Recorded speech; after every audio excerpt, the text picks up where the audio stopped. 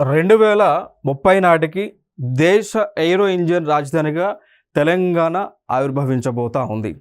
So like aero క్యాపిటల్గా aviation రంగానికి సంబంధించి ఏరోస్పేస్ రంగానికి సంబంధించి క్యాపిటల్గా తెలంగాణ రాబోయేటువంటి 2030 కల్లా ఉండబోతుంది అని చెప్పేసి మన యొక్క మినిస్టర్ గారు చెప్పడం జరిగింది. సో శ్రీధర్ బాబు గారు స్పష్టం చేయడం జరిగింది. ఆ పాయింట్ ఆఫ్ వ్యూలో ఇటీవల కొన్ని డెవలప్మెంట్స్ జరుగుతూ ఉన్నాయి. మరి డెవలప్మెంట్స్ ఏమేమి జరుగుతూ ఉన్నాయి, ఏ డెవలప్మెంట్స్ ఒక్కసారి మనం చూద్దాం. సో ఇక్కడ ఫ్రాన్స్ దేశానికి చెందినటువంటి ఒక కంపెనీ ఉంది. ఆ కంపెనీ పేరు సాఫ్రాన్. ఫ్రాన్స్కి చెందినటువంటి కంపెనీ పేరు సాఫ్రాన్ అనేటువంటి company.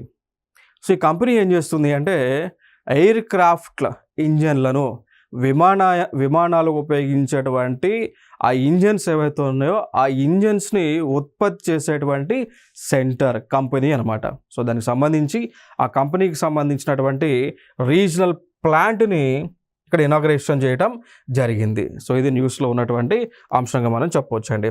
Okay, so Safran aircraft engine services India, so ఇది ఫ్రాన్స్ దేశానికి చెందింది. దాని యొక్క వింగ్ రీజనల్ ప్లాంట్ ప్రొడక్షన్ యూనిట్ని హైదరాబాద్లో తెలంగాణ రాష్ట్రంలో ఏర్పాటు చేసుకున్నారు.